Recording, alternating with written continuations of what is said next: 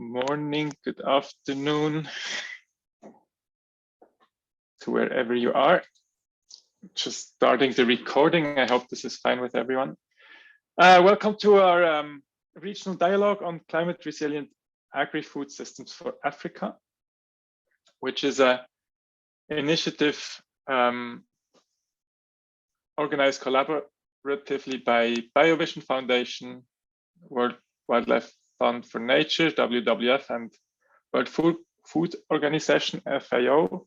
And it's part of a series of dialogues we organized. It's the second one with a focus on Africa. We had the first one on Latin America.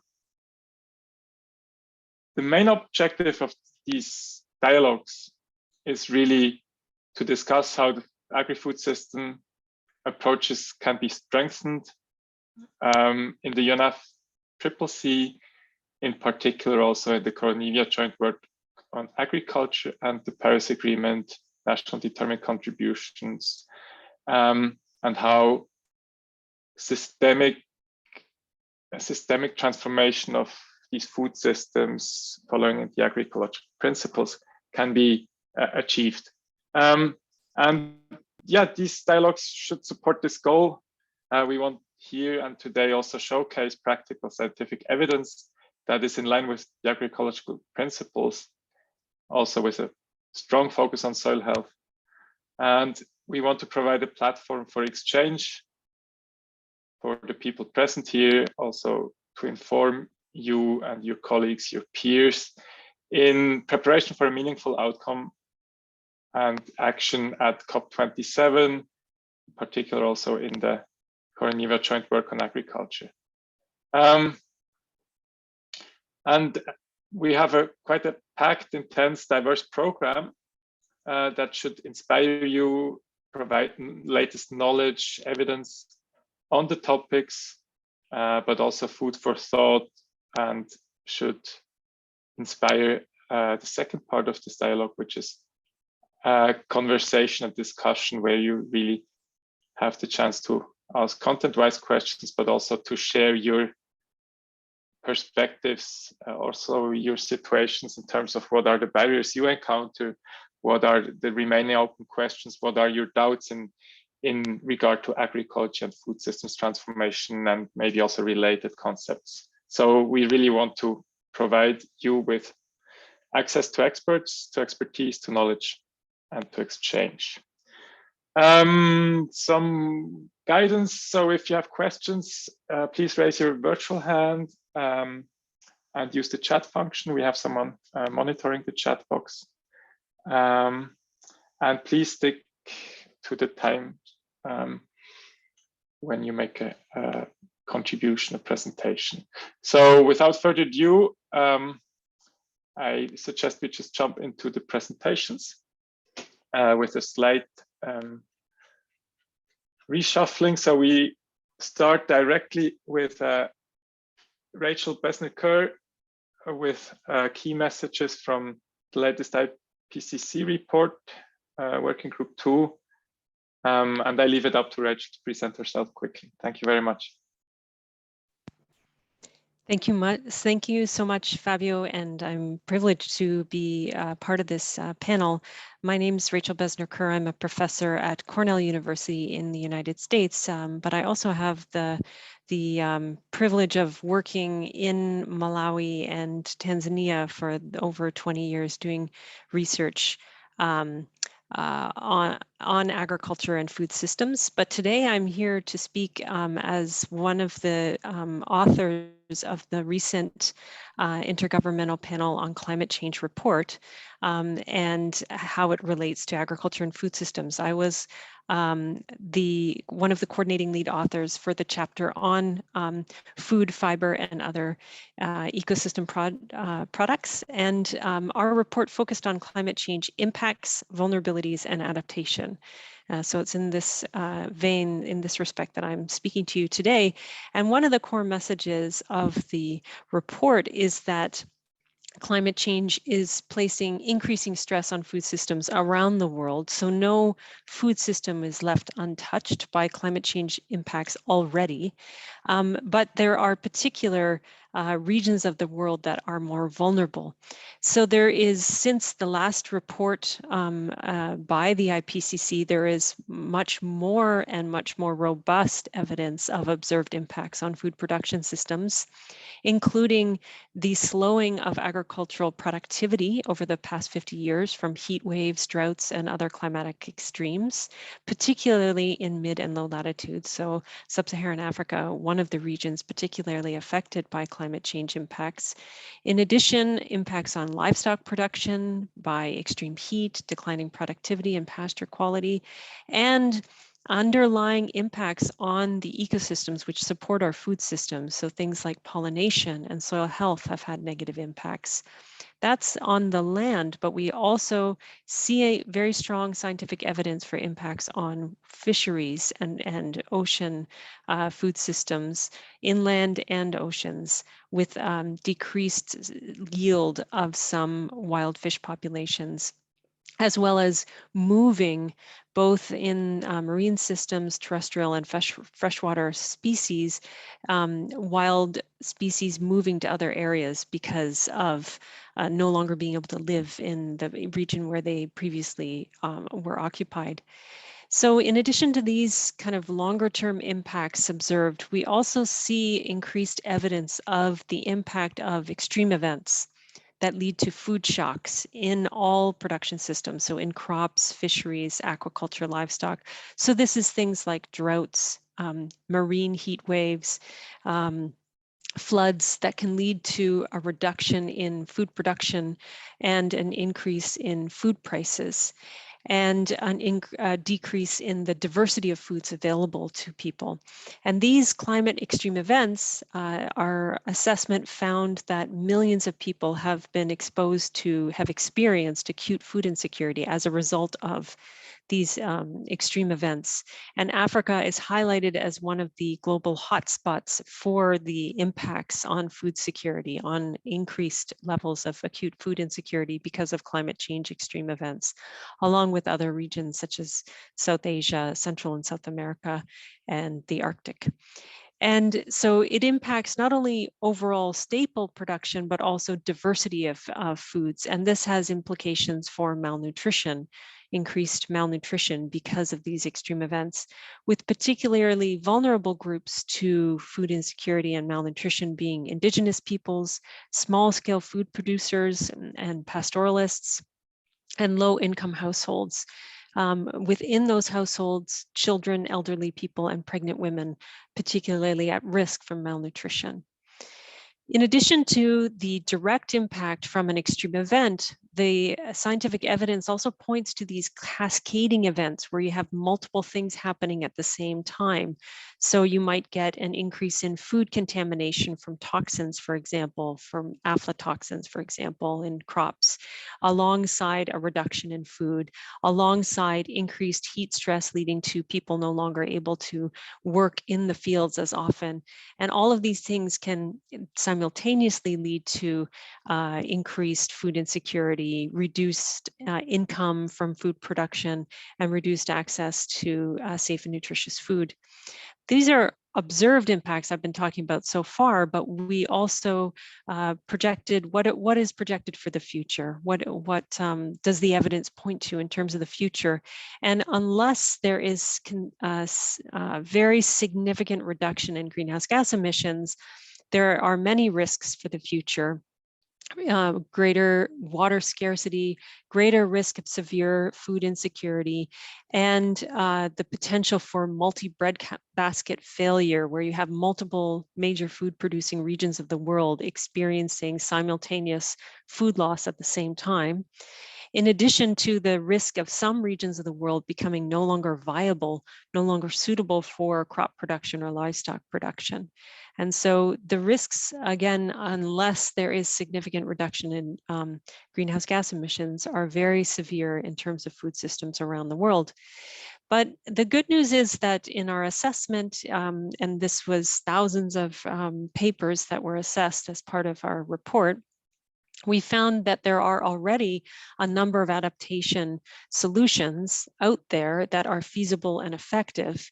However, most regions and places in the world are not implementing these adaptation solutions at a sufficient scale to reduce climate risk along the lines of what I've just outlined. Yes, farmers are switching crops, or they might be transferring to integrating livestock into their system, or doing other changing their timing of planting. So there's this autonomous adaptation, but not enough to eradicate risks. And much of what is being implemented is incremental or smaller scale, or focused on a particular risk or a particular sector. And that's not what is needed in order to address the very significant climate risks that we are facing. Our assessment really held up ecological approaches to agriculture and food systems as having a particularly strong and multiple benefits, both for reducing climate risks as well as providing other benefits. And agroecology is one of these ecosystem approaches to food systems, alongside other examples within food systems that work with natural processes and support improved food security, nutrition, livelihoods, as well as other important ecosystem benefits such as biodiversity, pollination, water quality, and soil health. And these approaches can do things like buffer or reduce the impacts of temperature extremes, and have other benefits such as carbon sequestration and storage, depending on which is context dependent, and it depends on the system where this is being implemented. Now, one example of an agroecological practice or approach is farm and landscape diversification, and there's very robust evidence for this approach having many benefits in terms of reducing risks to climate change, but also providing these other ecosystem services such as pest control, improving soil health, improving water quality, nutrient cycling, and yield stability for farmers. So making sure they have reduced risk of crop loss because of diversification. And there's many different ways that farmers can diversify their systems. So this includes things like intercropping, having plants along field margins, agroforestry, integrating crop and livestock systems. So there's a really rich literature around diversification as one example. And in general, our assessment found that this agroecological approach to food systems has important benefits in terms of improving food security and nutrition, yield stability, reducing input costs, and providing these ecosystem services alongside reducing climate risks. But how it is done is as important as what is done. So using approaches that integrate participatory methodologies, incorporate indigenous and local knowledge, and really pay close attention to social inequity. And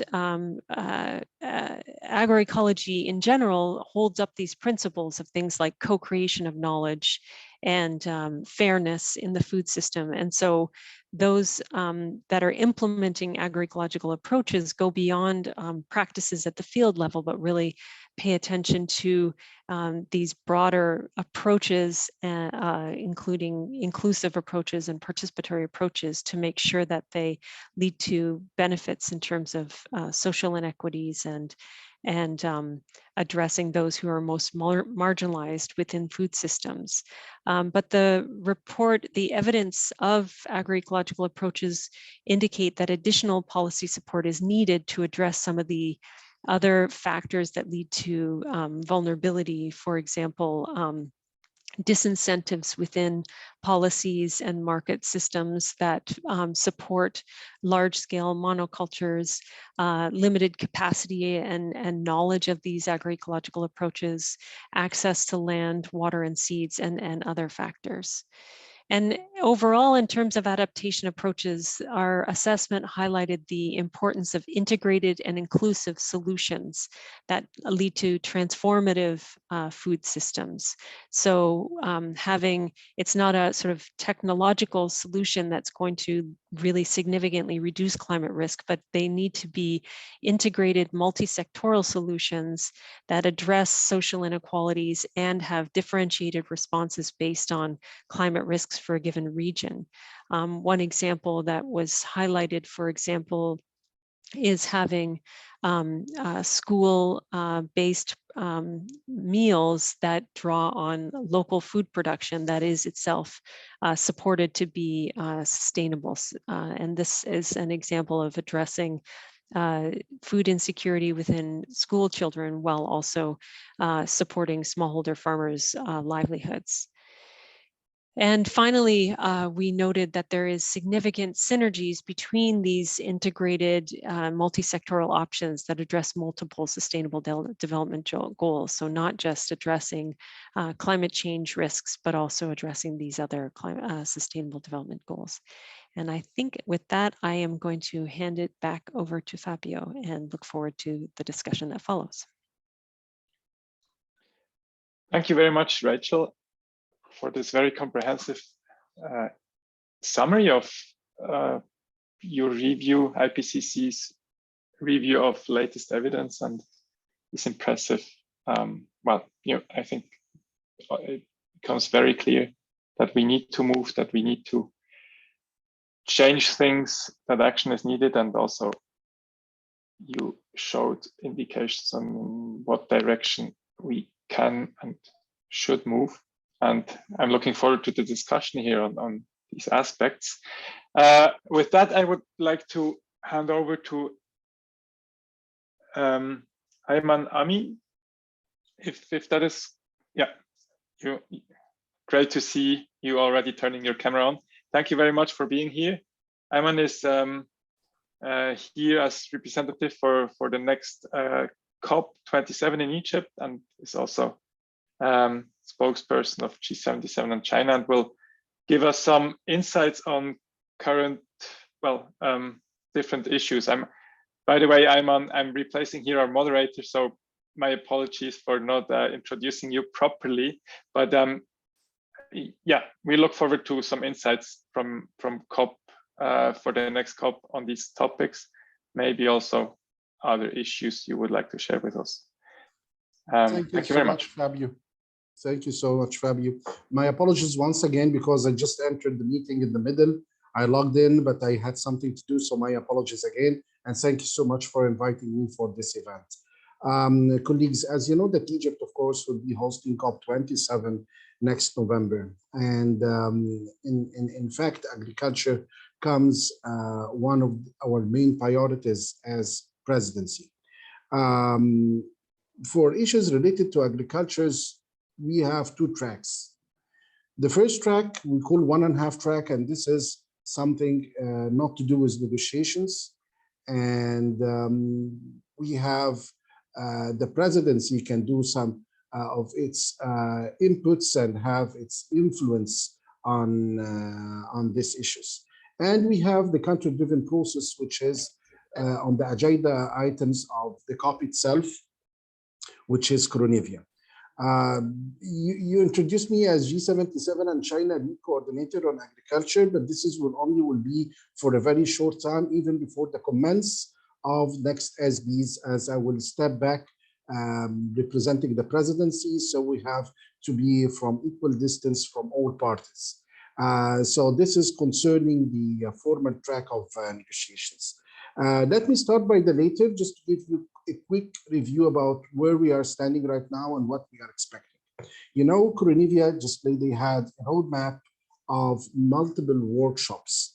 Those workshops actually been all concluded, except one we call New Zealand workshop. We have some elements. The parties will start to engage in negotiations on the output that they would like to see of New Zealand workshop that deals with water and watershed management and all of that.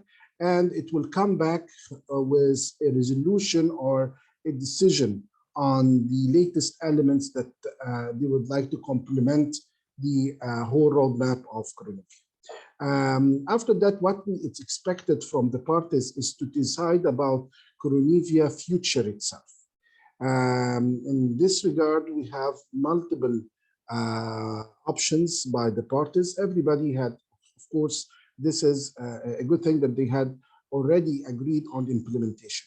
But what exactly the means of implementation here that we would like to see for agriculture under the umbrella of the UNFCCC? This is the question that the parties need to answer and they decide in order to report to COP27.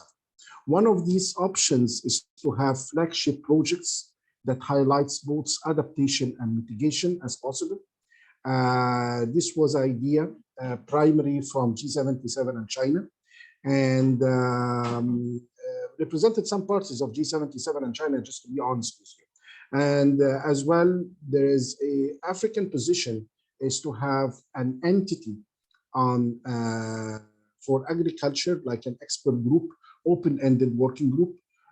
Still, it's open for discussions by all parties in order to continue the work of agriculture under the UNFCCC, because we cannot say that agriculture is concluded, and this is what we have, only series of number of workshops without having real implementation on the ground, or a set of guidance that can give parties and other stakeholders guidance what to do for agriculture and climate change.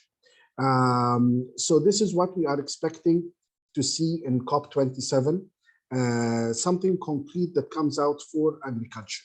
But like what I told you, expect in the SBs that it will be conducted in Bonn in June. Discussions will be only focusing on the output of New Zealand workshop and what exactly parties can see in that conclusion. And then if the parties have time to engage more on the future of Coronavia, we will be talking on the issues that I just mentioned, how to implement Coronavia, the flagship programs or flagship projects, or what type of entity the agriculture would be shaped under the UNFCCC. As presidency, and since this is a topic close to our hearts, we hope that we give more time for the parties in COP27 to decide on the future of agriculture. This is what I can say on the formal track. Again, Egypt will keep equal distance from all parties. When I mean all parties, is all parties. We will just take notes. We will try to engage positively in order to get the least common denominators from all parties on output accepted for all. On the 1.5 track that I mentioned in the beginning, Egypt, in fact, is on its way to prepare initiative for agriculture, food security, and food systems.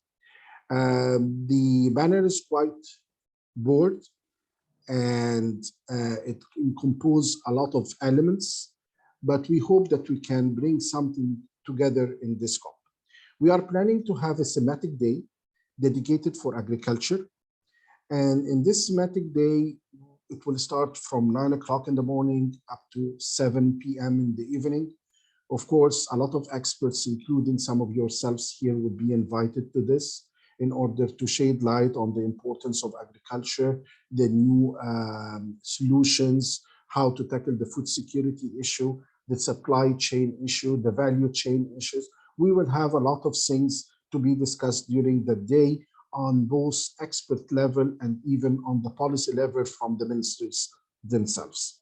The initiative that we are working on, tomorrow in Egypt, we will be conducting our first workshop on the 13th and 14th. We had invited only UN organizations, donors, and major stakeholders. And I mean here, by major stakeholders, you can say, for example, big companies that they are involved in agriculture and in the private sector. We are also invited banks from Egypt and from abroad, just to have a brainstorming. If you would like to see an initiative for agriculture, how it would look like in the future, what exactly you are waiting to see there on both adaptation and mitigation side. I wouldn't say that it will be 50-50, but we will have mitigation as possible, as it's a requirement now, as was discussed before in Coronivia roadmap. So after these discussions, we will have a document where we can engage major players and other parties, including including economic blocs like European Union, the African Union, and others, and as well the major players in South Asia, in order to start to promote such initiative and to see if adjustments needed to it or not. Egypt is not mentioning this as Egyptian initiative in COP27. It's not going to be labeled as an initiative of Egypt. It will be an initiative for the globe. And this is why we are starting from bottom-up approach. We are taking it from the experts level to the party level up to the implementation level after that when we come to COP27. We are opting to have certain parameters that we deem necessary for a successful initiative.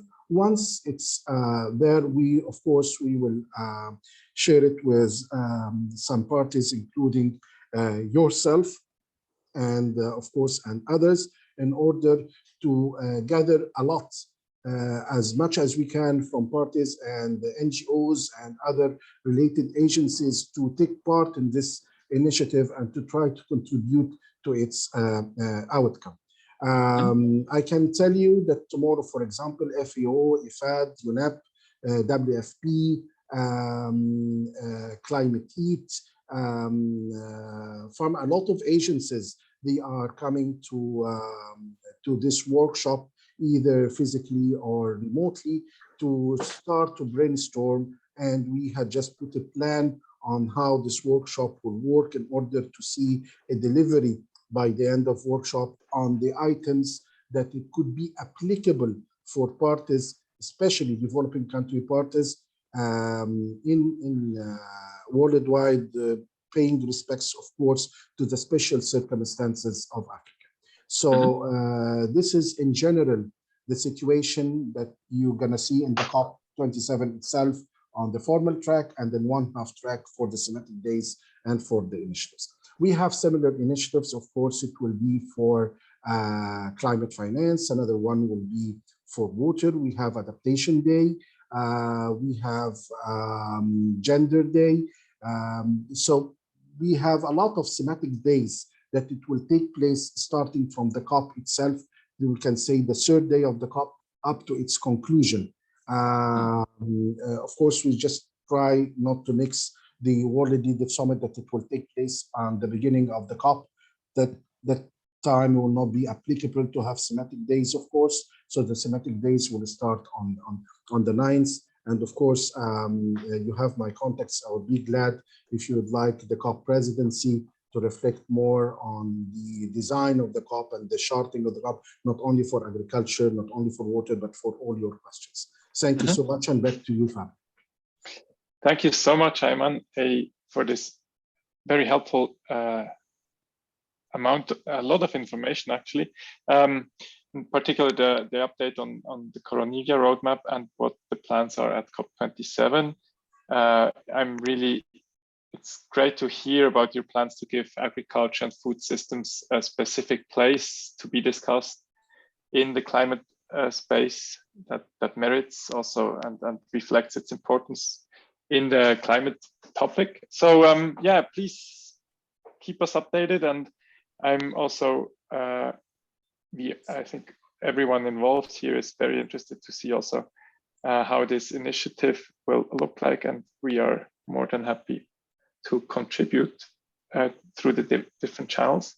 But let me move on to two examples now from Zimbabwe and from Kenya on their perspective and their where they are in terms of agroecology and finding paths to sustainable land and water management sharing some evidence and examples of how they implement it.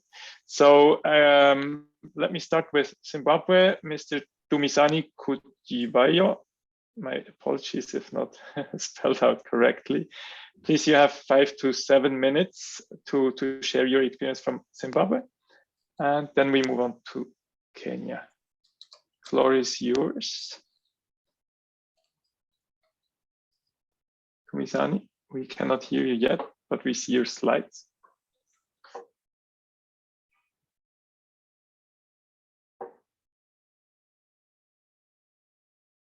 So Mr. Dumisani Kujibayo is Director for Crop Research at the Ministry of Agriculture in Zimbabwe. Now I hear you a little.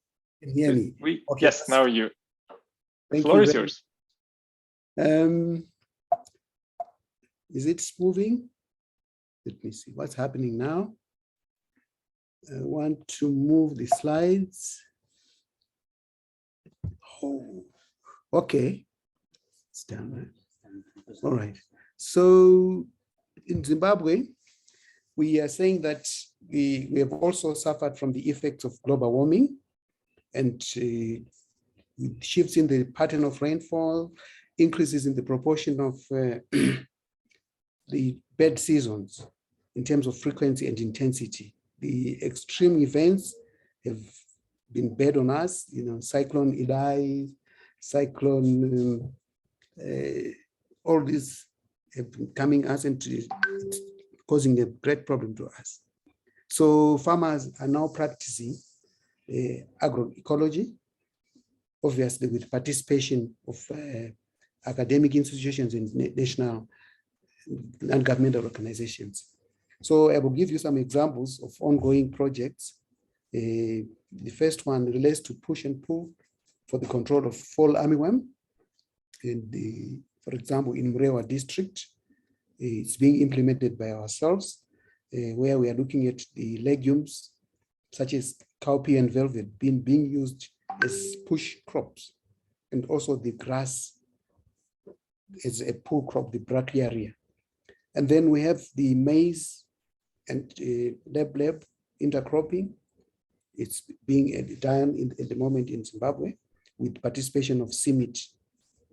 And then we have the natural soil improvement techniques being done by the BioHub Trust, use of bioarcher to improve soil fertility, and also organic manures, and the use of crop residues.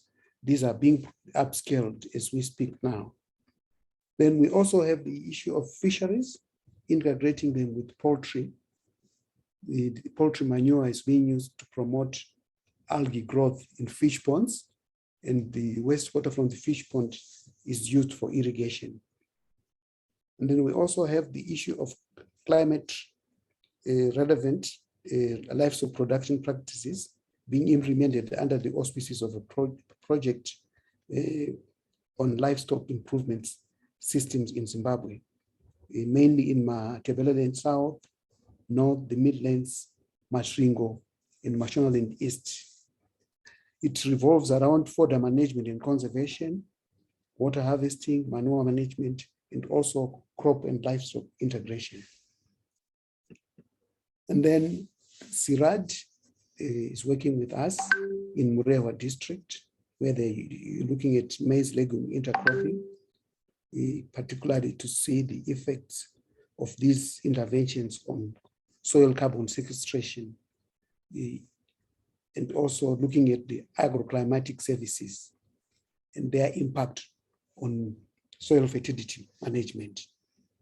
And then there is a Zimbabwean intervention using the vermicompost. Municipal waste is being used to produce organic inputs. And this is being done by a company called ZEWO. And the biofertilizer is being marketed now and promoted. Most farmers are taking that up, especially in view of the increase in the price of inorganic fertilizers. So conversion of organic cabbage, livestock manure, sewage, and all the solid wastes are being done in this respect. Then we also have an organization called Farm Bizanai Trust, which is involved in this permaculture production practices, and also farmer training on agroecological practices. The Ministry of Agriculture, in partnership with the Foundations for Farming, which is an organization, a non-governmental, the intensifying crop production using minimum soil tillage. So it's conservation agriculture. And this is been upscaled to a level of more than 1 million farmers participating now. The farmers are using planting basins or holes as opposed to full tillage that they are used to. And they are also using integrated practices such as manure and mulching in the process. Then we also have an organization called Community Technology Development Organization, which is also promoting resilient agricultural systems in the face of climate change. And their focus is on 2 districts, Mrewa and UMP districts.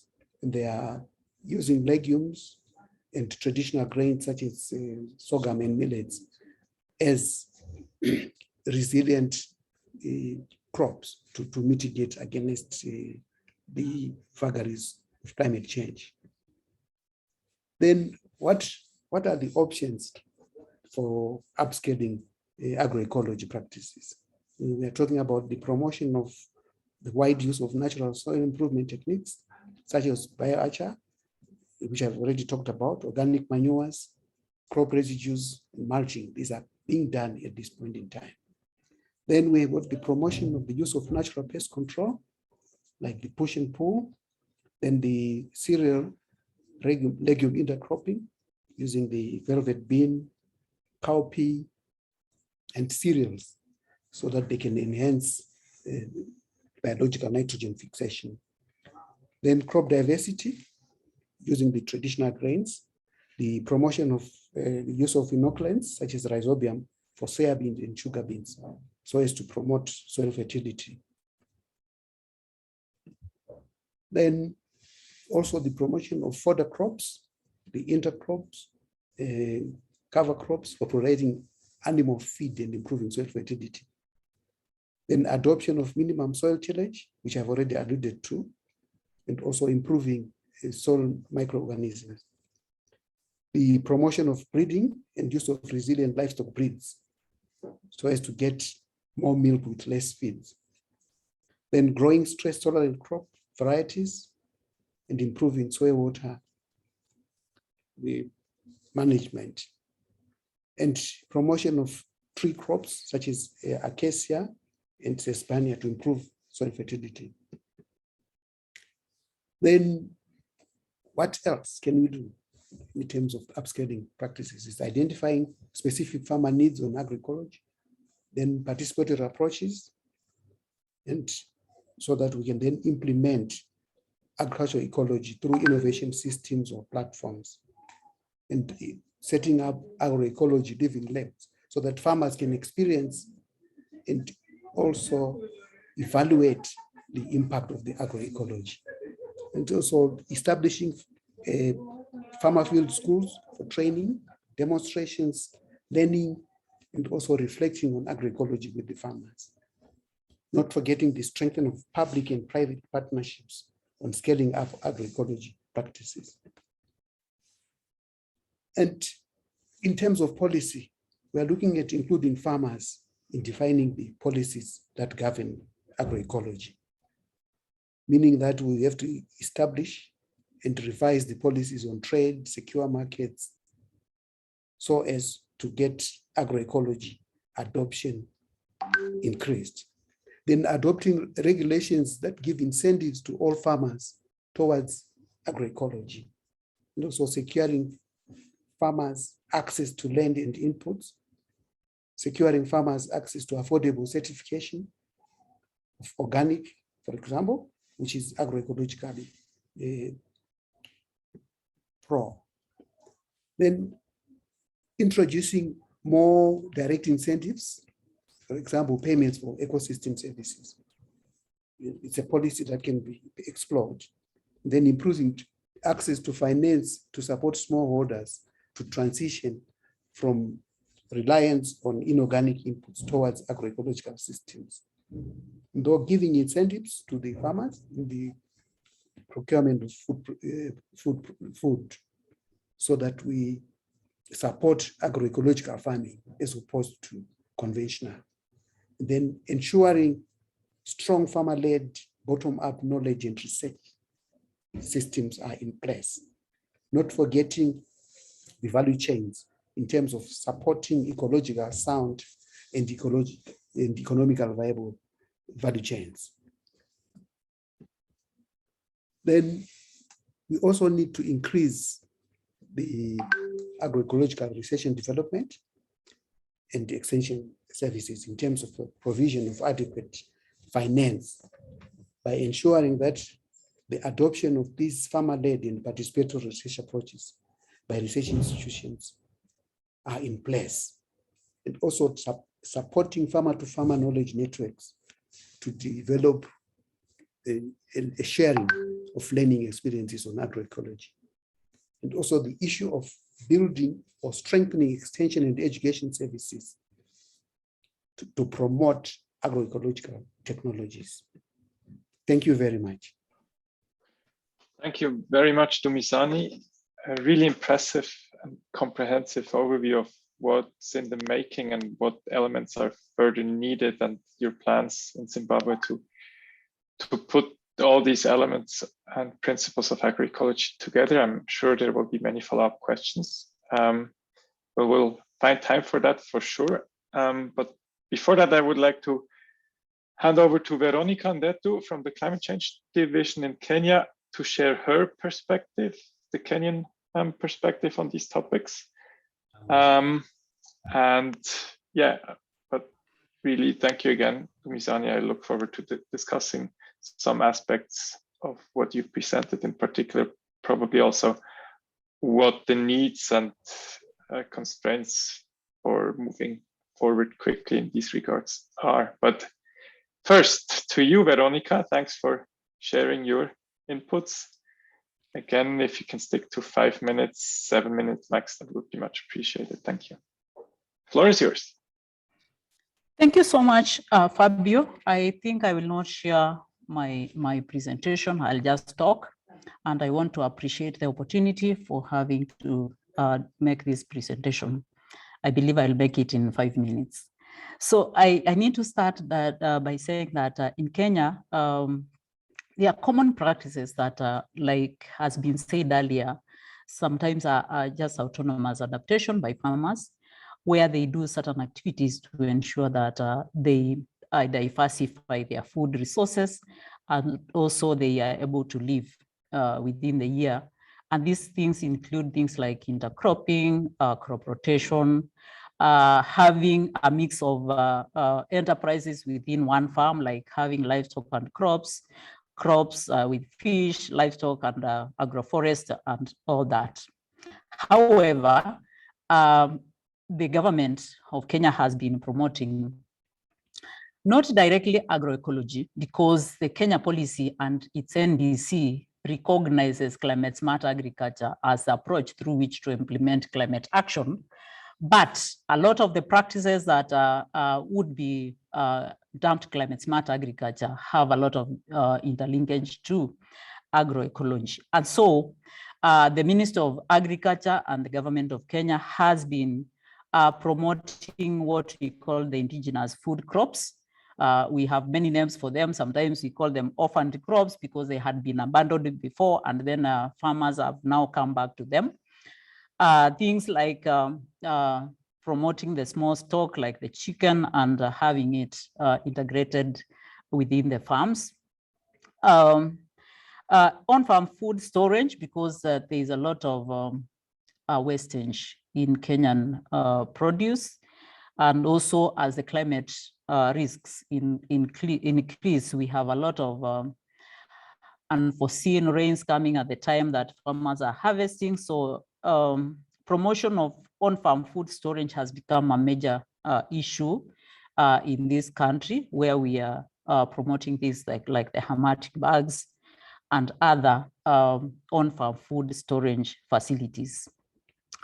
Water harvesting has been a major issue, and because droughts have become more frequent, and this is happening as a promotional issue in the country for, of course, water harvesting for livestock and crop production. And we have other issues that we are promoting. Certified seed of these crops that I said that are termed indigenous, efforts have been made to ensure that they are available, they are produced at the research centers, and they are available for farmers to plant, so that they ensure that they are planting clean seed of these crops. Promotion of intercropping, because as earlier, monocropping had become the norm, because that is what was promoted at some point. But now intercropping has become something to promote, whereby there is integration of crops that would benefit from each other, like having the nitrogen fixing plants, having to plant things like the legumes together with the maize and other cereals, so that we ensure that the farmers benefit, in addition to benefiting from harvest of both all the crops benefit from each other, and this improvement of soil health. Agroforest is a key issue, and it's even a policy issue in Kenya, because we are supposed to increase trees on farm by 10% in our farms, and so that is a law, and it is picked up by the Ministry of Agriculture to promote, and that is also done for the purpose of increasing the synergetic objectives of the agroecology. Issues of use of manure, there is a great move towards managing that manure to ensure that biogas is produced, and so farmers benefit not only from the manure by putting in the farm, but they also benefit from putting that, having energy at the farm level. Issues like composting, that is ensuring that we are converting the waste from the farm to manure and other products that can be used like biogas. This is to ensure that we create a system which has minimum environmental impact, and we also lower the cost or operating costs, as well as reducing the needs for external inputs, that is like fertilizers and feeds. So a lot is being done by different institutions, different projects, both in government and outside government. Some of them directly being named as agroecology, some of them being named as CSA, some of them being named as conservation agriculture, but they all work together to ensure that the principles of agroecology are achieved. The challenges that we face would include like inadequate material, for example, for recycling, so that farmers in especially the high or more potential areas would have only 1 or 2 cows, and so they would not have adequate manure.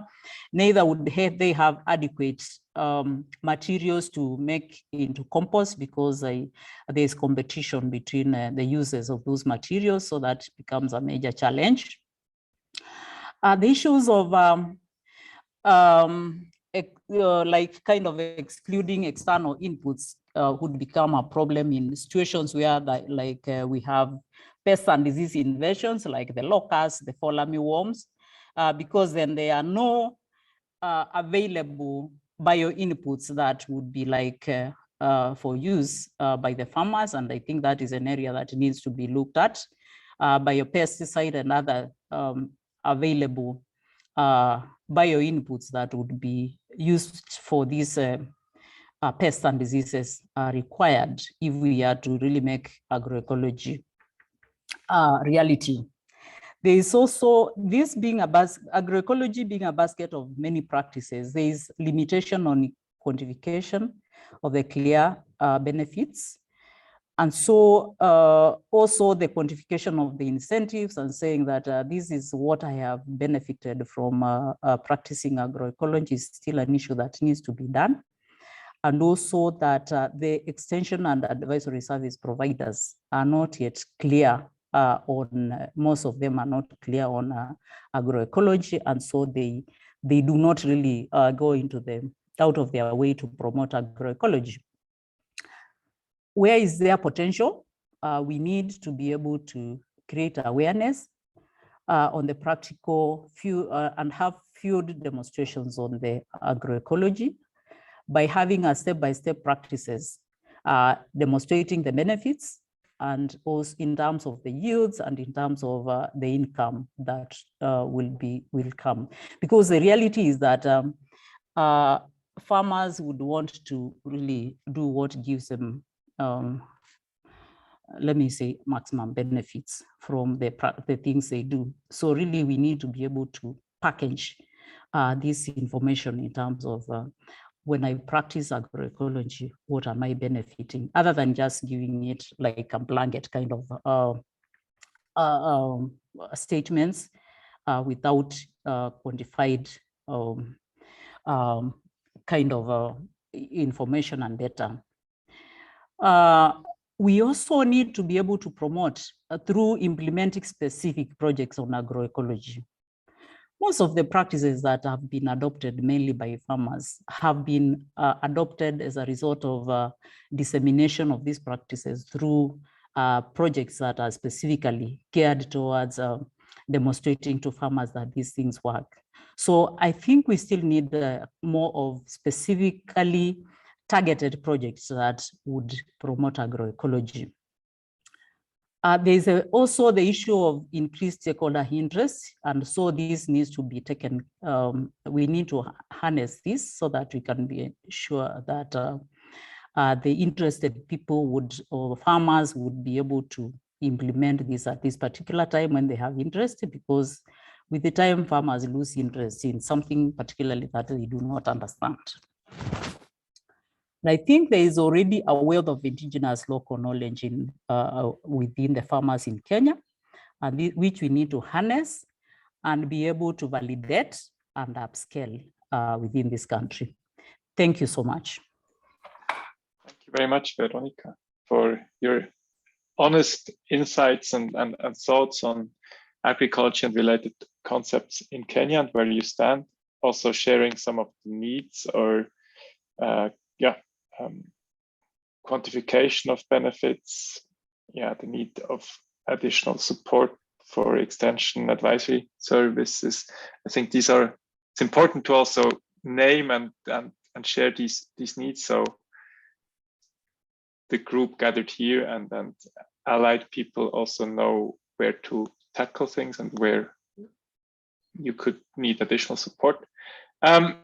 With that, let me hand over to Emile Frison. He's interim coordinator of the Agri-Ecology Coalition and member of Agri-Food, and he would like to give you some insights on agroecology, soil health as key building blocks of climate resilient food systems, and also on their role in global national policies agendas. Also, I think on the Agri-Ecology Coalition and where it stands. Emile, the floor is yours. Thank you, Fabio. As we've already heard, a deep transformation of our food systems and agricultural system is needed in order to comprehensively tackle the climate crisis and the range of interrelated challenges of soil health degradation, deforestation, as well as food insecurity. This transformation must be based on a set of principles that will allow us to reach the Sustainable Development Goals in a holistic manner and address economic, environmental, climate, nutrition, health, and social objectives at the same time. There is a growing recognition of the potential of agroecology, and that includes agroforestry, to address the current challenges by implementing the 13 principles of agroecology that were defined by the high-level panel of experts of the Committee on World Food Security, and which are aligned with the 10 elements of agroecology agreed by FAO and its member states. These principles aim to address soil health, biodiversity conservation, nutrient recycling, input reduction, but also involve participation, co-innovation, fairness, social equity. And so it's not just about practices. Agroecology increases the resilience of food systems, and we heard several examples of that already, and provides efficient climate adaptation strategy. It also reduces emissions and sequestrates carbon, and therefore is also contributing to mitigation. Agroecology is climate smart, but it is more than that. Besides efficiently addressing climate objectives, it also contributes to the economic, environmental, nutrition, and social objectives at the same time. Agroecology is not just about implementing a set of agricultural practices, but it's about redesigning the food system, addressing all steps from production to consumption and involving all actors of the food system. It's innovative. It involves transdisciplinary research involving farmers and researchers working together and bringing together traditional knowledge and modern science in order to adapt solutions to the local circumstances, conditions, and cultures. In order to accelerate the agroecological transformation, a coalition for food system transformation through agroecology has been created on the occasion of the UN Food System Summit, offering a vehicle to join forces to bring about the much needed paradigm shift in our food systems. By March 2022, 32 countries and 53 organizations, including farmers' organizations, research, indigenous people organizations, UN organizations, philanthropic foundations, and civil society organizations have joined the coalition. The potential of agroecology to tackle the multiple challenges has been demonstrated now at scale and on all continents. And I'll just give some examples. In West Africa, ECOWAS has developed a major agroecology program, and FAO is developing an ambitious 10-year program for mainstreaming agroecology in West Africa. The African Union Ecological Organic Agriculture Initiative is involving 10 countries in Africa with many research, farmers, and civil society organizations. In West Africa, the Alliance for Agroecology in West Africa involves 72 research, farmers, and civil society organizations implementing agroecology programs on the ground. In the Indian state of Andhra Pradesh, about 1 million farmers are practicing agroecology, which is called their natural farming, with increased productivity and an average increase of 50% of net income. And this is addressing a question that was just raised about how does it affect income. The evidence is there that it is really improving the income, net income of farmers compared to those farmers that are still practicing chemical input-based agriculture. But it also had a positive impact on wild biodiversity in the landscapes. Another example is in Mexico, the Ministry of Agriculture has now embraced agroecology as the way forward for sustainable agriculture and is really shifting the entire agricultural system in that direction. Nicaragua has developed similar policies. So to conclude, the urgency to address the challenges of biodiversity loss, climate change, as well as food and nutrition security and social equity call for a fundamental transformation. And that is what agroecology can bring us. I invite countries that have not yet joined to join the coalition and to join forces to address today's challenges in a holistic manner. And you can find information about the coalition on the website, which I will paste in the chat. Thank you. Thanks so much, Emil. I'm sure you will get a lot of feedbacks and for those who have not been exposed or involved with the coalition. Hopefully you raised additional interest. And it's fascinating and very encouraging to see how it's starting to move now, also as being an involved in organization in it. Yes, let me give the floor to two last interventions by Germaine and by Milin Belay, 5 minutes each, to share a bit the perspective of the civil society and also share their demands to policymakers and their expectations on what should ideally come out of the climate negotiations, Coroniva process, what should be in NDCs. Let me start with Germaine first. Chief Executive Officer, elite group and member of the Yango Agriculture Working Group. Yango is the youth network. But sorry, Germaine, let me give you the floor and you explain better than myself your position. You have 5 minutes and thanks for sharing your insights. Thank you very much. Distinguished participants, panelists present here today, receive greetings from Rwanda. I'm grateful for having such a golden opportunity to participate in this event. My name is Akeza Nzurwanda Germaine, born and raised in Rwanda on African continent.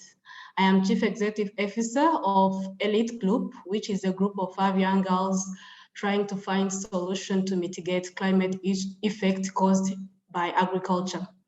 I'll be speaking on behalf of Yango Agriculture Working Group today. According to FAO, Africa has the youngest population in the world, with 70% of sub-Saharan Africa under the age of 30. Having 45% of youth being engaged in agriculture, such a huge number of young people is an opportunity for the continent's growth, but only if this new generation are fully empowered to realize their best potential. Introducing youth to successful agriculture business policies founded on agroecological principle has been affirmed as an integrated solution which contribute to sustainability of food system, youth employment, and socioeconomic transformation. In Africa, to mention Ethiopia and Rwanda, youth are introduced to opportunities related to agroecological business practice, and there is progress adoption across East African countries, EAC. A range of stakeholders is interested in collaboration for youth and agroecology, where youth projects get funded as a way of access to finance and to growing market for food products produced with agroecosystem practices. A clear case study is a Youth in Agroecology and Business Learning Track Africa, YALTA program, which is aimed at supporting young agripreneurs to apply agroecological principles and co-create networks around them. In view of contributing to increased sustainability of food system and youth employment in Ethiopia, Kenya, Uganda, and Rwanda, East African countries. Agroecology as an opportunity is really benefiting the larger population in terms of job creation, income generation activities, livelihood, through eco-friendly youth business development, and improved capacity to mention training of youth to apply agroecological principles. It supports diverse forms of smallholder food production and family farming, farmers, rural communities, food sovereignty, local knowledge, social justice, local identity, culture, and indigenous rights for seeds and breed. The government of Ethiopia and Rwanda facilitate youth and women empowerment in agriculture sector. Of particular interest is Youth Revolving Fund, which creates employment opportunity through self-employment using organized youth business groups, SMEs. In parallel, a national adolescence and youth health strategy was put in place to address key health issues that is important for young agripreneurs who often lack access to affordable healthcare, including to sexual and reproductive health service as a fringe benefit. Highlighting youth participation, the future of Colonivia joint work on agriculture support the young people by acknowledging them as co-leaders in any policy space or in dialogue. Inclusion of youth in national policy making and engagement in international conferences like COPs, and inclusion of youth voice and indication of decision-making process is extremely critical as a result of the following. Empowering young people as stakeholders is a powerful instrument for the development of family, community, and country. Youth involved in agroecology decision-making process enforce intergenerational collaboration and cooperation. Youth are quickly adaptable to the use of technology, including internet and social media, as the best platform to market and promote agroecology. Educated youth develop and implement policies in a good manner, as we are creative and we have a lot of constructive ideas to bring on the table. Youth are agents of change. I am the agent of change. With the help and support from younger, influential youth, inspire and raise awareness about agroecology. To end, youth-specific projects and programs like YELSA in East African countries are urged to provide the extra push to strengthen youth in agroecology business sector, thus empowering young people like me as the stakeholders, policymakers is low cost, yet powerful instrument for the development of continent at large. Thank you very much.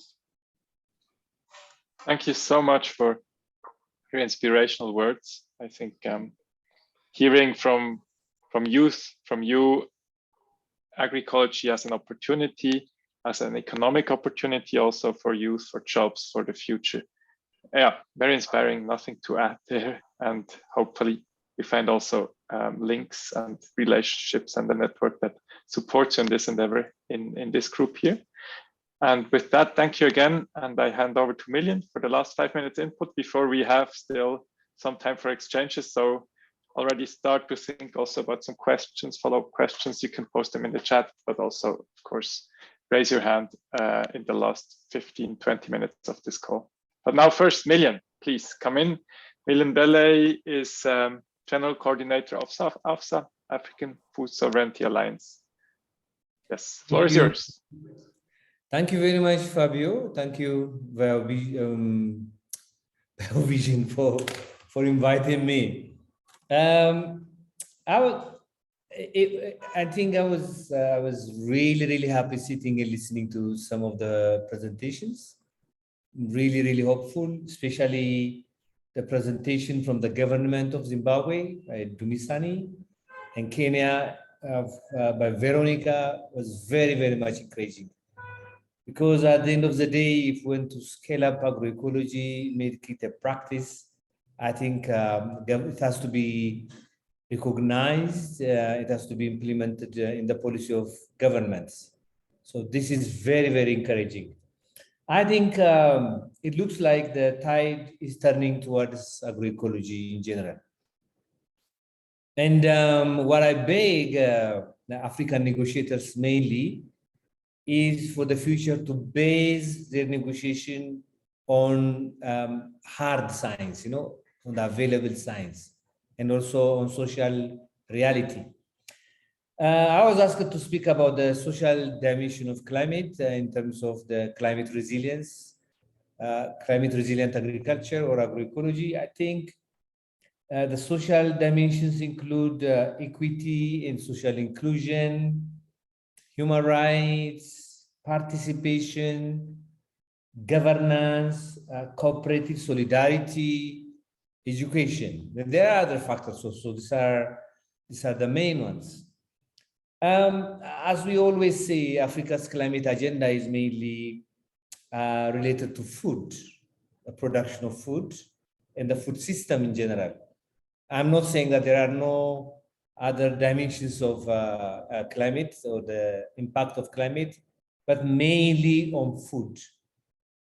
So in that case, then, what do we mean by the social dimension? In what kind of strategy shall we follow? I think I'm a student of agroecology, so I emphasize that. So I would say that equity and social inclusion, I think agroecology addresses equity and social inclusion. The agenda, gender agenda is very much important in equity and social inclusion.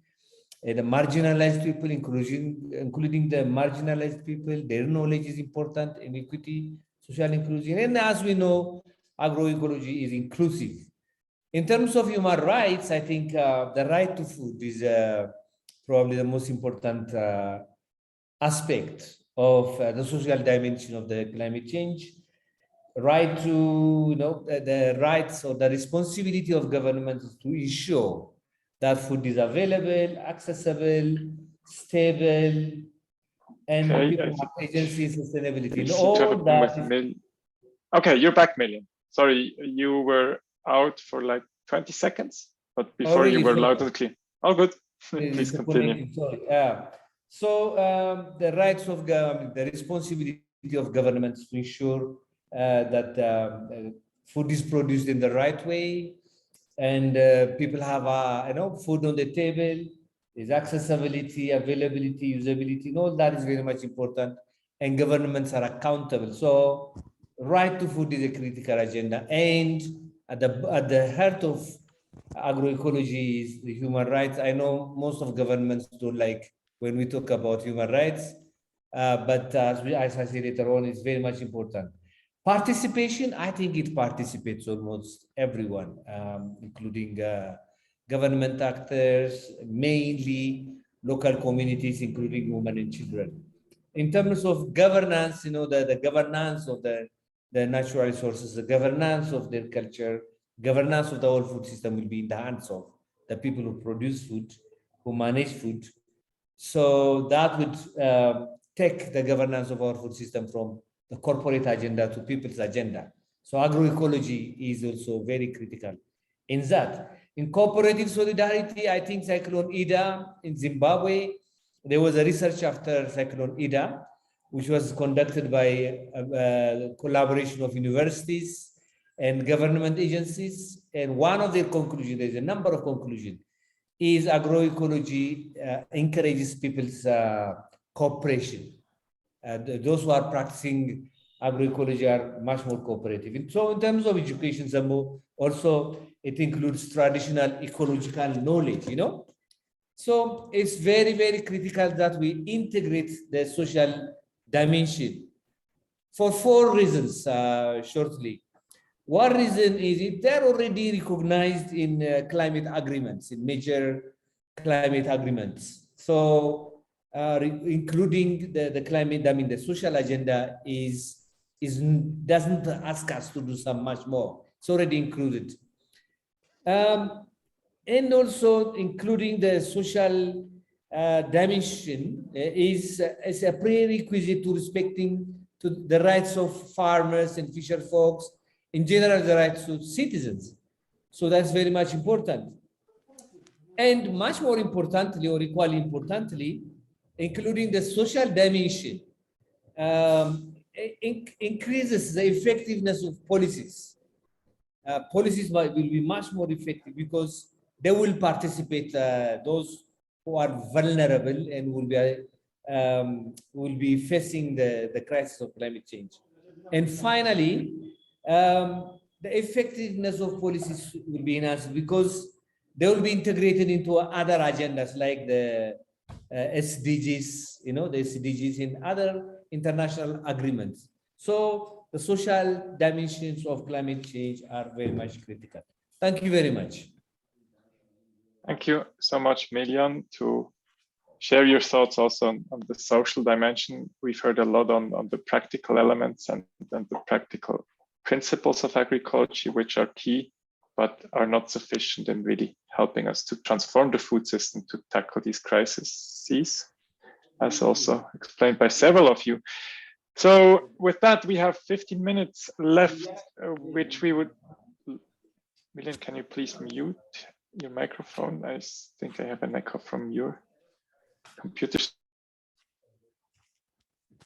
Yes, so.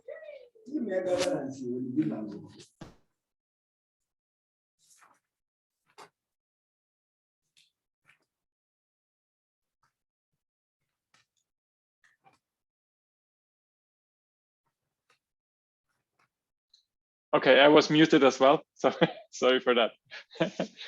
So let's jump into the discussion. Share your questions with us. We have 2 in the chat box already, but first I see the hand of Joshua Mukoya raised.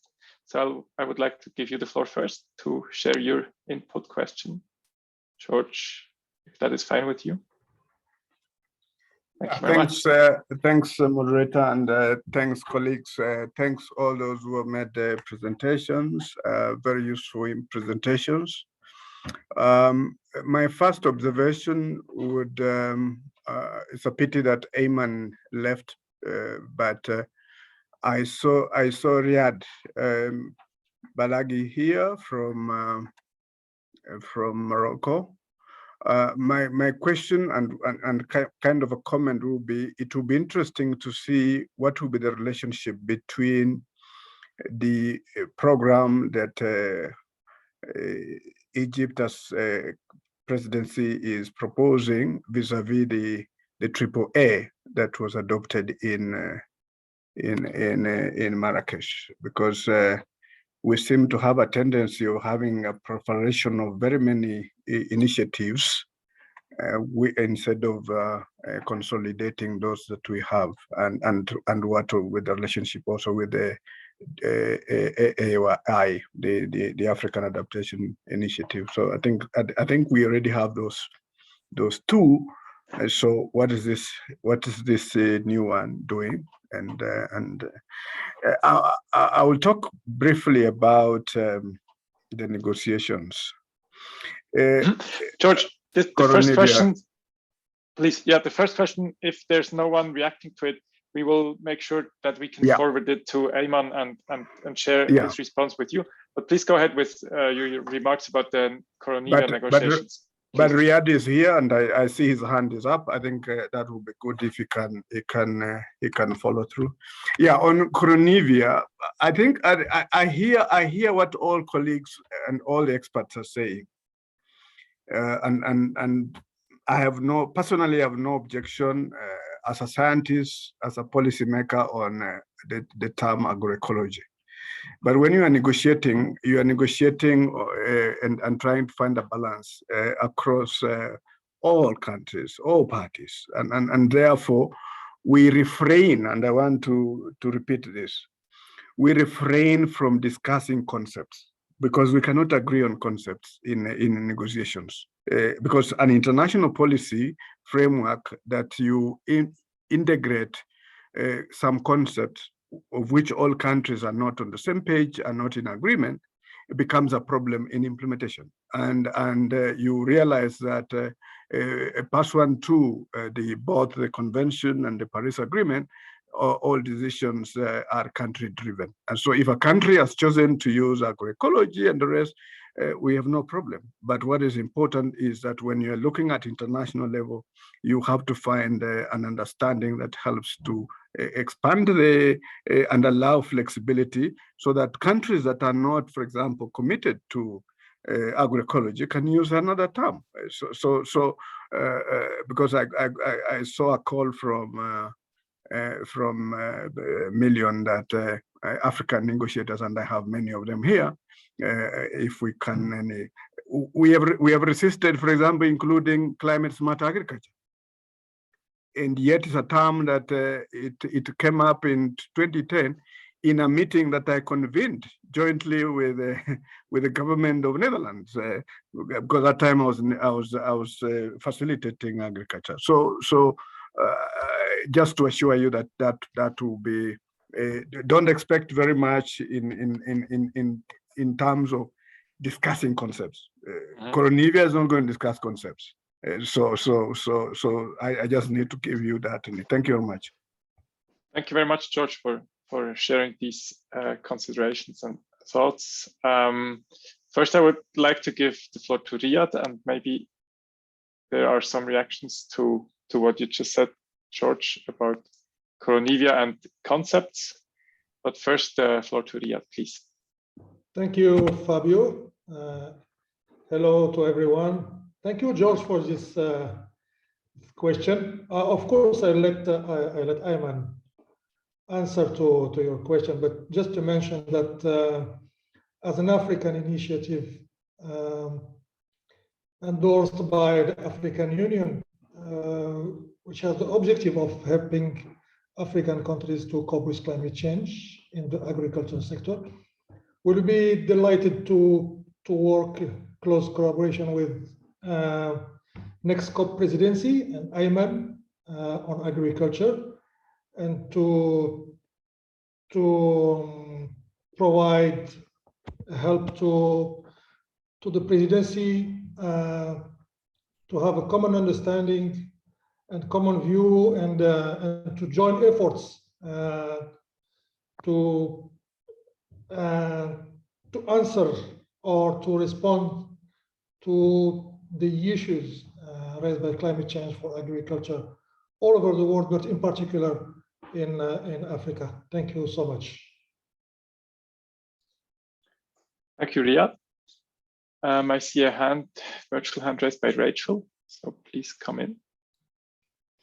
Thank you. Would you like to react, or I just wanted jump to in. react to George's comment about policymakers not using concepts. And I just spent 2 weeks with policymakers, over 400, representing 195 countries, to discuss and approve the summary for policymakers of the IPCC report. And indeed, it was difficult to come to consensus, but there was willingness to recognize approaches such as agroecology as having particular relevance for climate change adaptation and reducing vulnerability, as well as supporting ecosystem services. So I wonder if there might be some opening for thinking about approaches that really have multiple benefits for different regions, because agroecology principles and practices encompass a wide range of strategies and have sort of underlying principles that vary by context. And so I just wanted to push a little further on that to ask whether some concepts or approaches can be incorporated at the international level if there is enough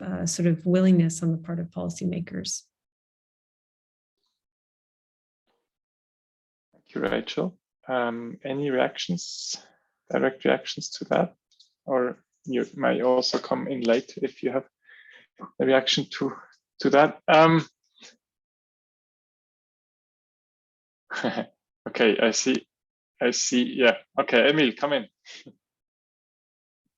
Yes, I think we must also take note of the fact that agroecology and the 10 elements of agroecology have been approved by FAO and its 196 member countries.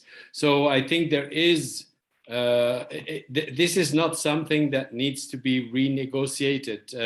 It is something where there is already an agreement on what the content is, and seeing the very clear message from IPCC on the need for fundamental transformation, I think we must be willing to be more ambitious in the discussions and the negotiations around coronavirus as well, if we don't want to miss the boat. We cannot, just because of, let's say, a lack of willingness to stick out one's neck, miss the ambition that is going to be necessary to remain within an acceptable climate in the future. So I think that just reinforcing what Rachel was saying, there is now increasing recognition about the role and potential of agroecology, and I think we must see how we can further support that. Thank you. Emil, for the sake of time, I see 2 hands up still. One is from Rafik, the other is from George, and Riyad just came up now. So if you could stick your reactions to 1 minute, we fit all in before I come to, we have to conclude shortly. So first Rafik, then George, lastly Riyad. Please come in.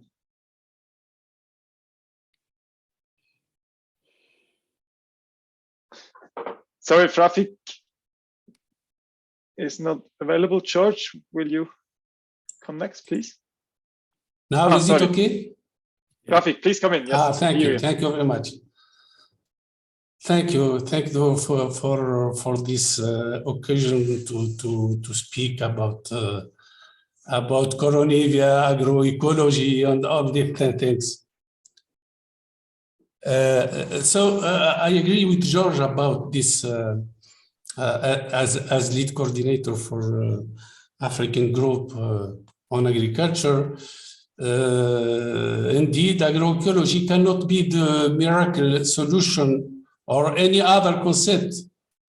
It's rather the intersection between these different approaches, taking into account national circumstances and the needs of domestic food production. For example, for Africa, one of the principles of agroecology is to reduce fertilizer. But for Africa, if we reduce fertilizer, it will increase its food insecurity. You know, we use less than 20 kilo. So this example is, is the bad example for about agroecology. So I agree with George about to take care about these concepts. Thank you very much. Thank you for your input and sharing your concerns. And I wish we could continue now for half an hour, because these are really the discussions that we need to have and that will bring us forward. However, we don't have that much time. Let's discuss what follow-ups we can provide for you. But first, George, the floor is yours to react if you wish. If you could keep it short and crisp, that would be much appreciated. Yeah, I'll be very brief. Thanks, Rachel. Thanks, the other colleague who made the intervention. Yes, we know that under IPCC, there has been discussions, and we also are aware that FAO has agreed. But FAO, IPCC are different from UNFCCC. The concept must be socialized in the UNFCCC, and so I just want to emphasize that we have tried, and we keep off from just discussing concepts. We allow countries at their national circumstances to make decisions in that respect. Thank you very much. Thank you, John. George, sorry. Yes, so we have 2 minutes to go, and I don't want to eat into your next meetings. How to wrap that up? Riyad, I promised you a last minute. Please come in. No, sorry, I just forgot to. Okay. So Berhanu, your chance. Berhanu Asefa, last intervention, and the rest of the feedbacks we will collect and share as follow-ups, as for sure. To not ignore your thoughts, and we will make sure you get responses to all the questions you have. Berhanu, please. Okay, let me wrap it up then, because we are really short on time. Thanks very much for participating and to investing your precious time into this. I think really the discussion that was unfolding now based on the interventions before. Berhanu,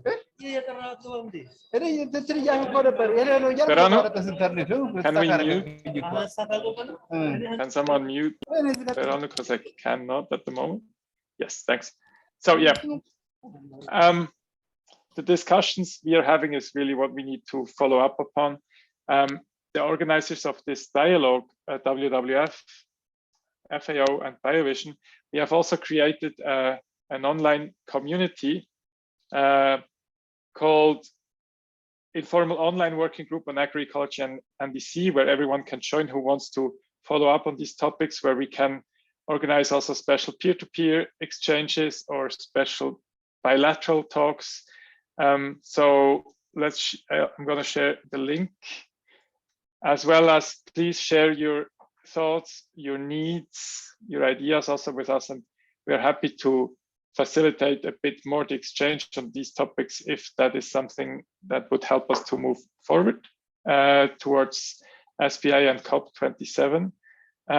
We're going to share the notes, the presentations, the recording of this event, and let me end with my personal summary on behalf of the three organizers.